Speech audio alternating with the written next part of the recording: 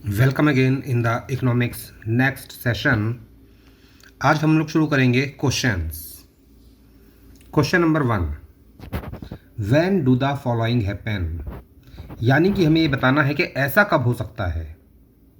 कैसा हो सकता है? पॉइंट नंबर ए के मुताबिक national income is equal to domestic income. तो students, national income domestic income के इक्वल तब हो सकती है जब NFIA 0 हो, या फिर आप ये भी लिख सकते हो आंसर कि factor income from abroad is equal to factor income to abroad. और इसका मतलब भी यही है कि NFIA यहां पर 0 होगा। When net factor income from abroad is negative, NFIA negative कब हो सकता है? NFIA नेगेटिव तब होता है जब फैक्टर इनकम टू अब्रॉड ज़्यादा हो, या फिर ये कह सकते हो कि फैक्टर इनकम फ्रॉम अब्रॉड कम हो। यानी कि फैक्टर इनकम फ्रॉम अब्रॉड कम है और फैक्टर इनकम टू अब्रॉड उससे ज़्यादा है, तो NFIA हमेशा नेगेटिव में आएगा। नेक्स्ट क्वेश्चन नंबर 2, अगेन वही क्वेश्चन है, when do the following happen. NNP at MP is equal to NNP at FC. Net national product at market price net national product at factor cost के equal तब होगा जब net indirect taxes 0 होंगे। या फिर आप ये भी आंसर लिख सकते हो कि इनडायरेक्ट टैक्सेस इक्वल होंगे सब्सिडीज के, और उसका मतलब भी यही हुआ कि नेट इनडायरेक्ट टैक्स 0 हो जाएगा, क्योंकि नेट इनडायरेक्ट टैक्सेस का फॉर्मूला होता है indirect taxes minus subsidies. Point number B, value of output is equal to value added, क्योंकि फॉर्मूला होता है value of output minus intermediate consumption is equal to value added. तो अगर यहां पर इंटरमीडिएट कंजम्पशन 0 है तो वैल्यू ऑफ आउटपुट आपको इक्वल दिखाई देगा वैल्यू एडेड के। Next,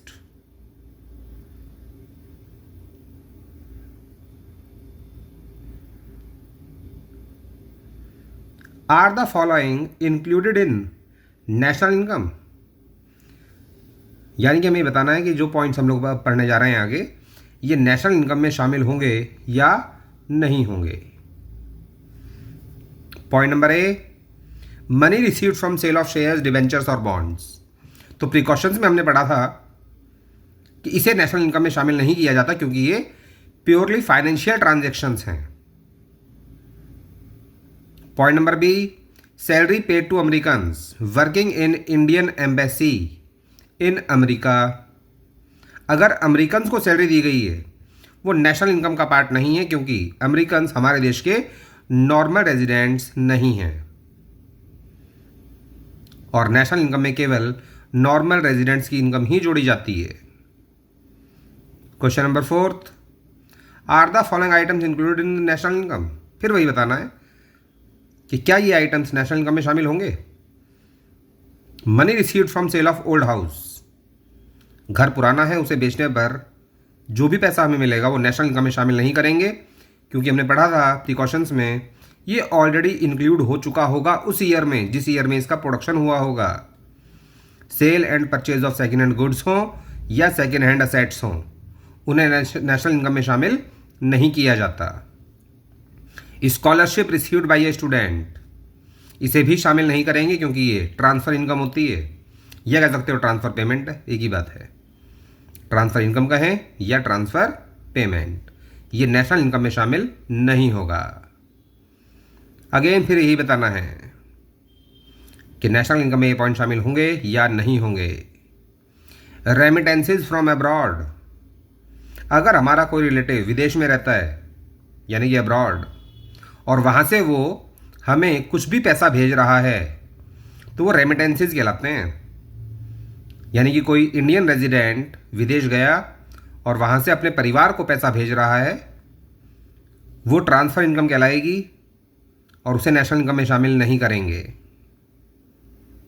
point number B, change in stock of raw material, ये शामिल होता है ये वैल्यूएटेड मेथड में भी आता है और एक्सपेंडिचर मेथड में भी आता है।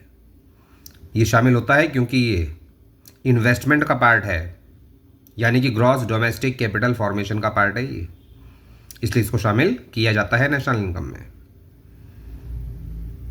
नंबर 6, अगेन फिर यही बताना है कि are the following items included in national income. Point number A, free medical facilities to employees. Employees को मिलने वाली फ्री मेडिकल फैसिलिटीज़ ये एम्प्लॉयज़ के लिए हैं, हमारे लिए नहीं है फ्री, अर्थात ये कॉम्पेंसेशन ऑफ एम्प्लॉय का पार्ट है, इसलिए इसे शामिल किया जाएगा। एग्जाम में ध्यान रखिएगा, विदाउट रीजन मार्क्स नहीं मिलते हैं, केवल इंक्लूडेड और नॉट इंक्लूडेड लिखने से नंबर नहीं मिलेंगे, साथ में रीजन भी देना पड़ेगा और रीजन करेक्ट होना चाहिए।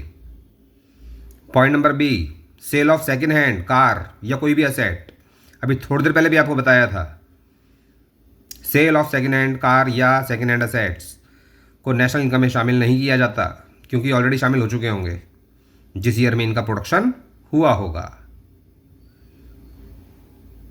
7th क्वेश्चन, फिर यही बताना है नेशनल इनकम में शामिल होंगे कि नहीं होंगे। Point number A, income of the person engaged in their own business. अगर कोई भी इंसान अपने ही बिजनेस में एंगेज्ड है तो उसे नेशनल इनकम में शामिल किया जाता है, क्योंकि वो मिक्स्ड इनकम कहलाती है। ऐसे व्यक्ति की इनकम जो सेल्फ एम्प्लॉयड हो उसकी इनकम मिक्स्ड इनकम होती है और ये इनकम मेथड में आता है। Point number B, services of owner occupied houses. जिस मकान में मकान का मालिक स्वयं रहता है उसका किराया भी नेशनल इनकम में शामिल किया जाता है। उस मकान ने जो हमको सर्विसेज दी हैं वो इम्प्यूटेड रेंट के हिसाब से नेशनल इनकम में शामिल होता है। क्वेश्चन नंबर 8, फिर यही बताना है, profits earned bye foreign banks in India. अगर भारत में फॉरेन के बैंक्स प्रॉफिट अर्न कर रहे हैं तो इसे नेशनल इनकम में शामिल नहीं किया जाएगा, क्योंकि फॉरेन के बैंक्स हैं ये, और फॉरेन के बैंक्स हमारे देश के रेजिडेंट्स नहीं हैं, और नेशनल इनकम में केवल रेजिडेंट्स की इनकम आती है और ये रेजिडेंट्स नहीं हैं। Rent received by Indian residents on building rented out to foreign embassies in India. Rent मिला है इंडियंस को, इतना ही बहुत है, आगे बढ़ने की आवश्यकता नहीं है। अगर इंडियंस को रेंट मिला है वो शामिल होगा नेशनल इनकम में। क्वेश्चन में कंफ्यूज करने के लिए आपको आगे बताया जाएगा रेंट कहाँ से मिला है, किसने दिया है, ये सब बेकार की बात है। नेशनल इनकम के हिसाब से अगर इंडियंस को रेंट मिल रहा है, अब चाहे वो देश के अंदर मिले या देश के बाहर मिले, वो नेशनल इनकम में जुड़ेगा, तो ये शामिल किया जाएगा नेशनल इनकम में, क्योंकि ये रेजिडेंट्स की इनकम है। नंबर 9, अगेन यही बताना है नेशनल इनकम में शामिल होंगे कि नहीं होंगे। Windfall gains. Windfall gains national income में शामिल नहीं होते हैं, क्योंकि ये भी एक प्रकार की ट्रांसफर इनकम ही होती है। अचानक हमें पैसा मिल जाता है कहीं से भी, उसे बोलते हैं विंडफॉल गेन। जैसे पहले भी आपको एग्जाम्पल दिया गया था, लॉटरी या किसी कॉन्टेस्ट में आप अचानक बहुत बड़ा अमाउंट जीत जाते हो, तो इसे नेशनल इनकम में शामिल नहीं किया जाता। Point number B, money received from a relative working in a foreign country, इसे ही तो बोलते हैं रेमिटेंसेज। और अभी थोड़ी देर पहले भी आपको बताया था रेमिटेंसेज को नेशनल इनकम में शामिल नहीं किया जाता, क्योंकि ये ट्रांसफर इनकम होती है, या लिख सकते हो ट्रांसफर पेमेंट है, एक ही बात है। पॉइंट नंबर 10, फिर यही बताना है कि इनको नेशनल इनकम में शामिल करेंगे कि नहीं करेंगे। Government expenditure on street lighting. अगर गवर्नमेंट ने सड़क पर लाइटिंग पर पैसा खर्च किया है, सड़कों पर लाइट लगवा दी सरकार ने, ये गवर्नमेंट फाइनल कंजम्पशन एक्सपेंडिचर है, इसको शामिल करेंगे।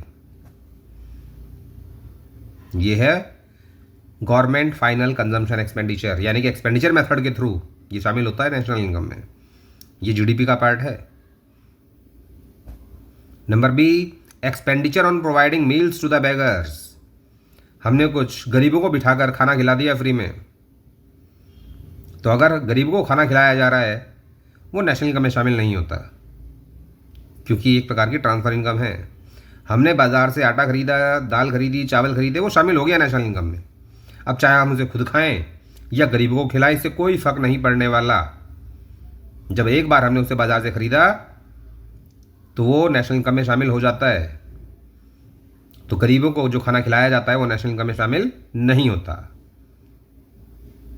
नेक्स्ट, फिर यही बताना है कि are the following items included in national income. ये आइटम्स नेशनल इनकम में शामिल होंगे या नहीं होंगे। Interest received by households, interest मिला है हाउस होल्ड्स को। इंटरेस्ट मिला किसको है ये बात इंपॉर्टेंट नहीं है, इंटरेस्ट दिया किसने है ये बात इंपॉर्टेंट है। और इंटरेस्ट देने वाला है कॉमर्शियल बैंक, यानी कि एक प्रोडक्टिव यूनिट। इसका मतलब ये होगी फैक्टर इनकम, और फैक्टर इनकम को शामिल किया जाता है।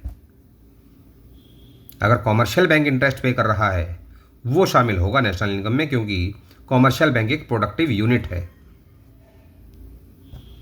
इंटरेस्ट में आपको हमेशा ये ध्यान रखना है कि देने वाला कौन है, लेने वाला कौन है, इससे कोई फर्क नहीं पड़ने वाला। Point number B, commodities used in basic scientific research. जितनी भी वस्तुएं साइंटिफिक रिसर्च में इस्तेमाल की जाती हैं उन्हें नेशनल इनकम में शामिल नहीं किया जाता, क्योंकि वो इंटरमीडिएट कंजम्पशन है।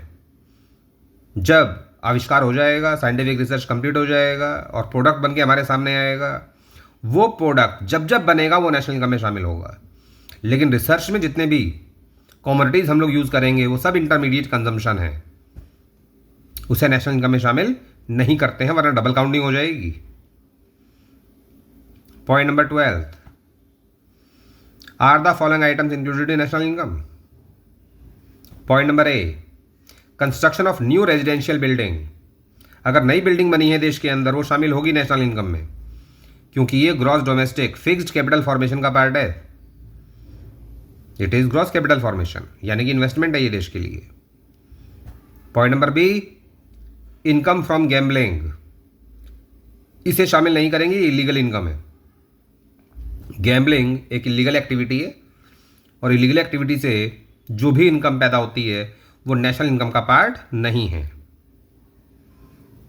पॉइंट नंबर 13, फिर यही बताना है कि are the following items included national income. Point number A, allowance of a member of parliament. अगर किसी भी नेता को, चाहे वो सीएम हो, एमपी हो, कोई भी हो, उसको जो सैलरी या अलाउंसेज मिलते हैं वो नेशनल इनकम में शामिल होता है, क्योंकि वो उसके लिए कॉम्पेंसेशन ऑफ एम्प्लॉई है और इनकम मेथड के द्वारा ये शामिल हो जाता है नेशनल इनकम में। जीएसटी या कोई भी इनडायरेक्ट टैक्स हो वो नेशनल इनकम में शामिल नहीं होता, क्योंकि ये एक प्रकार की ट्रांसफर पेमेंट ही होती है हमारे लिए। और वैसे भी नेशनल इनकम तो निकाली जाती है हमेशा फैक्टर कॉस्ट पर, यानी कि नेट इनडायरेक्ट टैक्सेस को माइनस करने के बाद। तो इनडायरेक्ट टैक्सेस कैसे शामिल हो सकते हैं नेशनल इनकम में, वो शामिल नहीं होते हैं। गुड्स एंड सर्विसेज टैक्स हो या कोई भी टैक्स हो इनडायरेक्ट, वो नेशनल इनकम का पार्ट नहीं होता। क्वेश्चन नंबर 14, फिर यही बताना है, सर्विसेज ऑफ हाउसवाइफ्स, ये नॉन मॉनेटरी ट्रांजैक्शंस हैं, इनको नेशनल इनकम में शामिल नहीं किया जाता।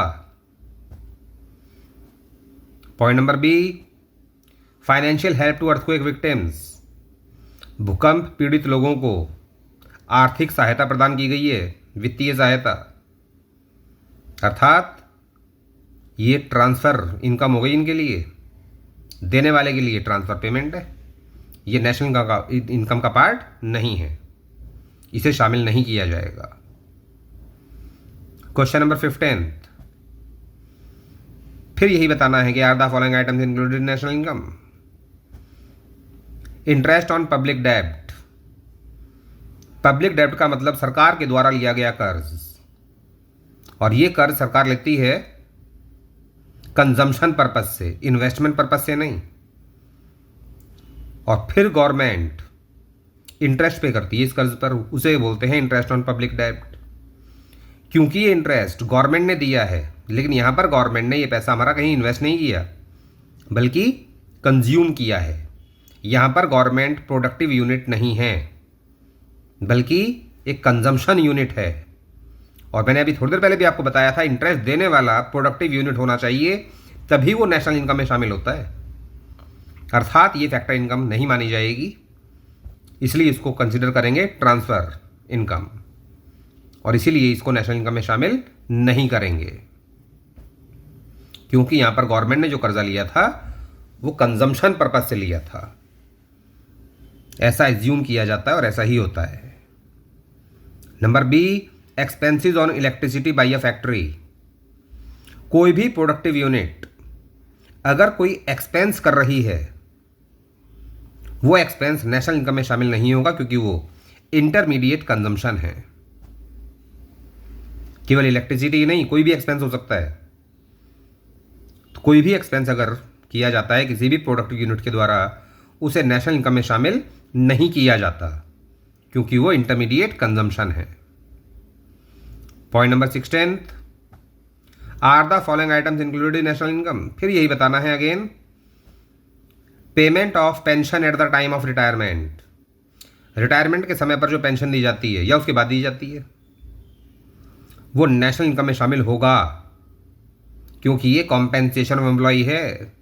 व्यक्ति ने उस पेंशन के लिए काम किया है, वो अपनी सर्विसेज दे चुका है ऑलरेडी पास्ट में, तो ये कॉम्पेंसेशन ऑफ एम्प्लॉई है, इसको शामिल किया जाता है। ओल्ड एज पेंशन को शामिल नहीं करते हैं, लेकिन रिटायरमेंट के बाद जो पेंशन मिलती है वो शामिल होती है नेशनल इनकम में। A firm paid to the solicitor का मतलब वकील को पैसा दिया गया है लीगल एक्टिविटीज़ के लिए, लॉयर को, ये फिर एक्सपेंस हो गया, क्योंकि एक फर्म पे कर रही है पैसा। अगर एक फर्म ने सॉलिसिटर पर पैसा खर्च किया है, यानी कि ये एक्सपेंस है और ये भी इंटरमीडिएट कंजम्पशन माना जाएगा, इसे शामिल नहीं करेंगे। Next point number 17,